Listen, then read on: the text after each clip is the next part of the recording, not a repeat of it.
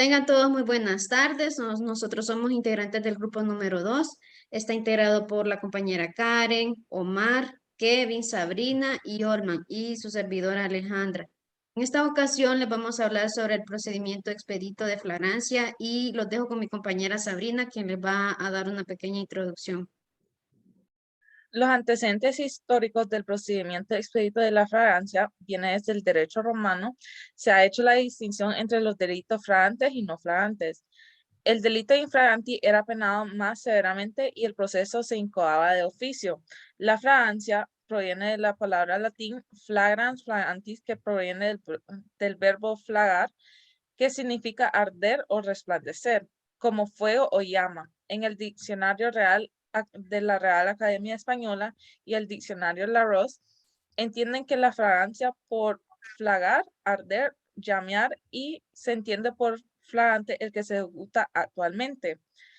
La flagrancia en la jurisprudencia viene de la casación penal de la flagrancia propiamente dicha. No es más allá del momento mismo de la comisión del hecho delictivo o, en su caso, un momento inmediatamente posterior ligado en la forma directa a la ejecución, o bien cuando la persona perseguida inmediatamente después del momento en que se dio el hecho delictivo. El proceso expedito de la flagrancia viene regulado desde el 11 de diciembre del 2015. Se puede encontrar en el artículo 440 del Código Procesal Penal. Dicho esto, podemos seguir a analizar los siguientes artículos, los cuales son la aprehensión de las personas, lo cual se viene regulado en el Código Procesal Penal en el artículo 175. Es aquí donde la Policía Nacional podrá apreender a cualquier persona, aún sin un orden judicial, en los siguientes casos. En el caso número 1, el flagrante delito se entiende que se produce tal situación cuando sea sorprendida cometiendo el delito o en el momento de ir a cometerlo. Sea sorprendida inmediatamente después del delito cometido. Y número 2, cuando la persona sorprendida en alguno de los dos casos anteriores está siendo perseguida por la fuerza pública, por el ofendido o por otras personas. En ambos casos, cualquier persona podrá también proceder a la aprehensión y adoptar las medidas necesarias para evitar el delito produzca consecuencia. La persona aprehendida será entregada inmediatamente a la autoridad más próxima. Bueno, mencionando ahora los requisitos para practicar el allanamiento de morada, según el artículo 212, dentro de estos requisitos nosotros podemos encontrar que se justifica el allanamiento siempre y cuando sea para evitar un mal grave. Asimismo, a los moradores, a un tercero, ni a quien le hace por prestar algún servicio a la humanidad, que sea requerido por la autoridad judicial en los casos contemplados en los numerales procedentes a la autoridad judicial que practique el allanamiento, deberá en lo posible ser acompañado de los testigos mayores de edad que no tengan vinculancia alguna con los cuerpos de investigación y que deberán ser comprendidos dentro de este párrafo. 1. Cuando exista noticia fundada de que una persona extraña a las que habitan una morada, lugar en que una persona fue vista en el momento que se introduciera a estas circunstancias inusuales. 2. Cuando la persona que está en persecución para su captura entra a una casa de habitación, ya sea propia o ajena. Tercera, cuando una morada se oyen voces o gritos de alarma que se pongan de manifiesto que se está cometiendo un delito o alguien solicite auxilio. Y 4, cuando el allanamiento sea necesario por causa de incendio, terremoto, inundación, epidemia u otro peligro semejante. Concluyendo, el allanamiento se levantará un acta en la flagrancia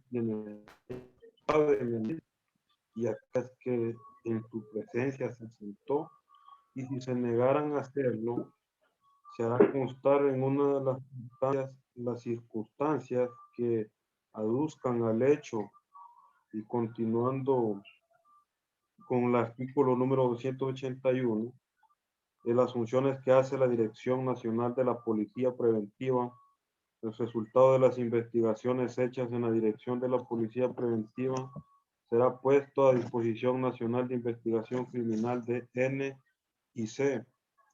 Ahora, hablando del procedimiento expedito para el delito de flagrancia, lo podemos revisar en el artículo 442 del Código Procesal Penal, donde es importante mencionar que este procedimiento no aplica en 3 constancias ya establecidas, como puede ser que se trate de un delito de situación compleja, puede ser de narcotráfico. El segundo punto de que las investigaciones requieran el cumplimiento de actuaciones del exterior, dado que dicho procedimiento solo puede durar 30 días. Muchas gracias. Ok, muy buenas tardes. Ya entrando de lleno en lo que es el procedimiento, en si el sospechoso que está detenido en flagrancia o infraganti, esta persona después de ser detenida, se le dirá cuáles son sus derechos y los hechos por los cuales se le imputa. Asimismo, en este trámite se puede dar el mismo día porque se detiene en el acto. Después se remite a las autoridades y como siguiente punto, la persona, es decir, el imputado, puede ya sea llamar a su defensor particular o en caso de que no quiera o que éste no se presente en el tiempo establecido, su defensor particular se le asignará uno del Ministerio Público de oficio y se procederá a hacer un nombramiento de la defensa. Así evitamos lo que es el estado de indefenso por parte del imputado. Ahora, nombrada la defensa técnica del imputado, el fiscal, cuando considere pertinente, de forma oral, puede decirle al juez de letras que se aplique lo que es el procedimiento expedito. No obstante, quien tiene la última palabra es el juez. Ya después de haber escuchado a las partes, resolverá inmediatamente de forma oral, claro, determinando así si concurre o no en los requisitos para aplicar este procedimiento. Cabe mencionar que cualquiera de las partes, si no está de acuerdo con la resolución emitida por este juez de letras, interpondrá lo que es el recurso de apelación que se llevará a cabo en la Corte de Apelación competente. Y dentro de las próximas 24 horas se resolverá y esta resolución que emite la Corte de Apelación es irrecurrible, es decir, que no se puede impugnar.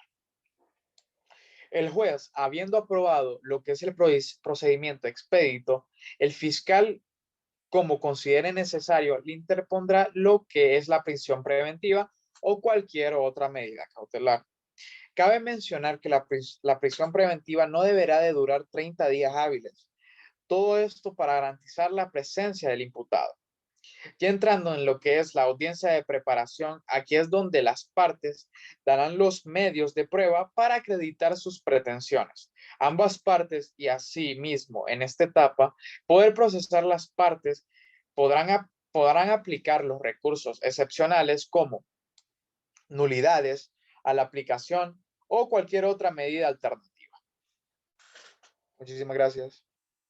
Muy bien, ahora yo les voy a hablar sobre el trámite inicial basado en el artículo 440, sección B, el cual dice, el sospechoso detenido en flagrancia deberá ser informado en el acto y con toda claridad de sus derechos y además de los hechos por los cuales se le imputan.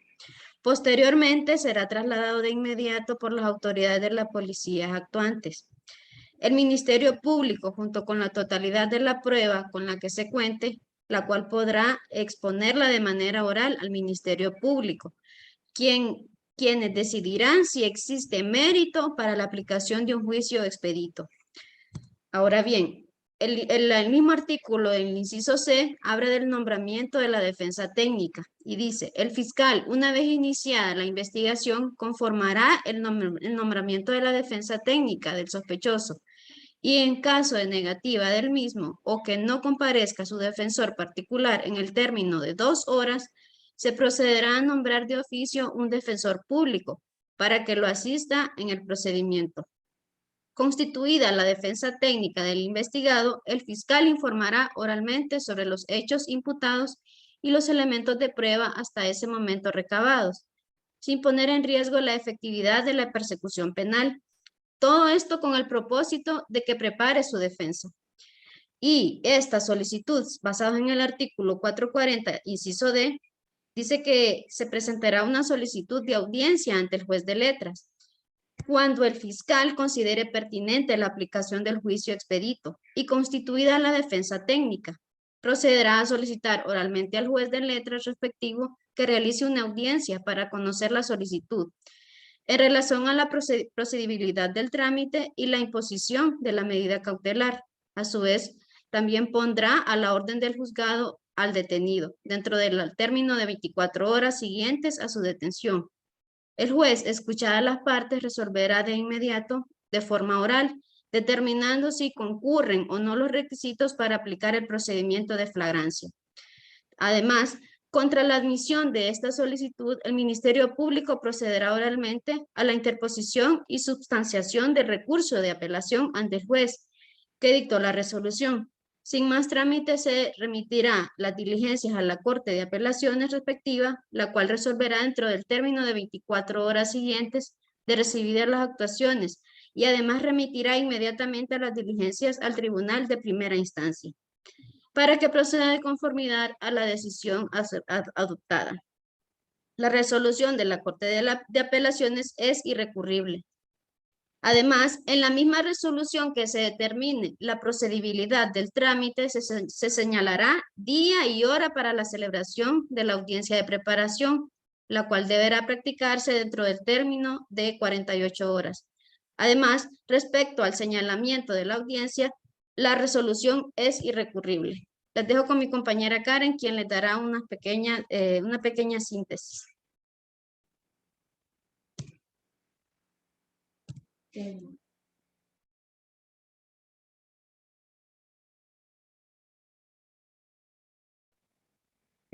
Kevin, hable.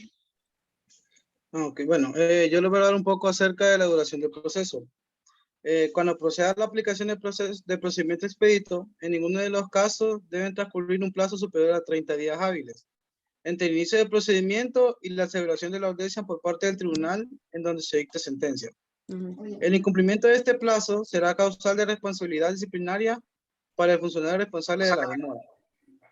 Hablando de la jurisdicción y competencia, los jueces de letras que habrán de conocer y aplicar el procedimiento expedito para los delitos de flagrancia desempeñarán en los juzgados de letras de diferentes regiones del país de conformidad a lo dispuesto en el artículo 313, numeral 12 de la Constitución de la República. Mientras no sean nombrados los jueces de letras para este procedimiento, se corresponderá a su aplicación a los jueces de letras departamentales o seccionales en funciones. Hablando de las normas supletorias, en cuanto a lo no previsto en este capítulo, se aplicarán las regulaciones del Código Procesal Penal de manera supletoria, en tanto no sean compatibles con la naturaleza de celeridad del proceso expedito. El derecho supletorio lo forman aquellas normas de un ordenamiento jurídico que tienen la facultad de regir situaciones que no son específicamente propias. Gracias. Gracias, Kevin. Y ya para resumir y finalizar sobre este tema, vamos a proceder a la síntesis del proceso expedito en sede judicial. Y como primero es la audiencia de procedibilidad, que es la solicitud del fiscal de manera oral a juez de letras respectivo y constituida la defensa técnica. 2, que es la audiencia preparatoria, que esta inicia una vez definida la procedencia del juicio expedito. La resolución de los planteamientos en audiencia, que es de 24 horas después de evacuada la audiencia preparatoria. Y 3 es la audiencia de juicio, que esta comenzará en un plazo no mayor a 5 días después de la audiencia de resolución de la audiencia preparatoria. Como generalidades del proceso expedito, podemos decir que el proceso podrá ser adoptado en cualquier tipo de delito de acción pública o de acción pública a instancia particular, entre estos últimos las lesiones leves, menos graves y culposas, las amenazas, el estupro, rapto, el hurto de bienes cuyo valor no exceda de 10 veces el salario mínimo más bajo vigente en la región del país en que se haya cometido el delito, la estafa y otros fraudes, la usurpación, los daños, los relativos a la propiedad industrial o intelectual y los derechos de autor. No procederá en los delitos de acción privada, como ser los relativos al honor, la violación de secretos, su revelación y el chantaje, la negación de asistencia familiar a personas mayores de edad, la estafa por libramiento de cheques sin fondo, y por último, las faltas en proceso de menores infractores, proceso a los más altos funcionarios del Estado y responsabilidad criminal de jueces y magistrados. Y esto es la aportación del grupo número 2, esperando que llene las expectativas sobre este tema. Muchas gracias y buenas tardes.